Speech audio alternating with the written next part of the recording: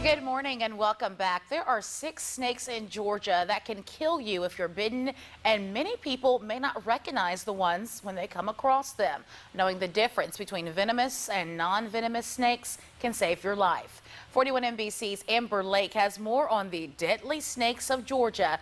It's a story you'll see only on 41.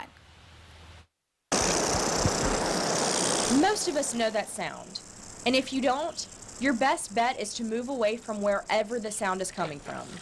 That is the sound of a rattlesnake. One bite from it and you can start having blurred vision, numbness, and nausea. According to the Georgia Department of Natural Resources, there are 46 species of snakes in Georgia, and 6 of them are venomous. The most common venomous snake in Georgia that bites more people than any other snake in Georgia is the copperhead. And that's not because copperheads are mean or aggressive, it's because copperheads live out in the middle of nowhere away from people, and they do just fine in neighborhoods near people. So when you have a snake that lives where people do, you have more encounters, and more encounters lead to more bites. Stan Lake is a producer who makes educational videos and songs about snakes. He says if you see a snake, keep your distance, because chances are you'll get bitten trying to move it. Actually, most snake bites happen when people try to either kill them or pick them up to impress their friends. So it's just a good habit to get into, to admire them from a distance.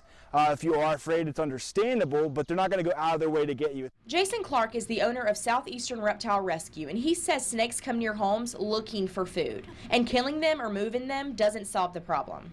It's a great idea not to kill any snakes at all, because the non-venomous snakes are all protected. You can't kill them, you can't catch them, and that's because they're really great to have around. And if you don't know the difference, then leave them alone. So there's a lot of benefit in these snakes. There's a lot of good in these snakes. We don't want to hurt them. We don't want to kill them. Just be smart. Keep your distance. The copperhead, the southern copperhead that lives in Georgia, a scientist discovered it has contortristatin in its venom. Contortristatin in lab tests has been shown to reduce breast cancer tumors by 70%. And a lot of these medications are already on the market today and people may be consuming, and that are life-saving drugs that have come from the fact that we have these venoms in nature. Now let's be sure you know exactly which 6 species of snakes in Georgia are actually venomous out of the 46 that we have here.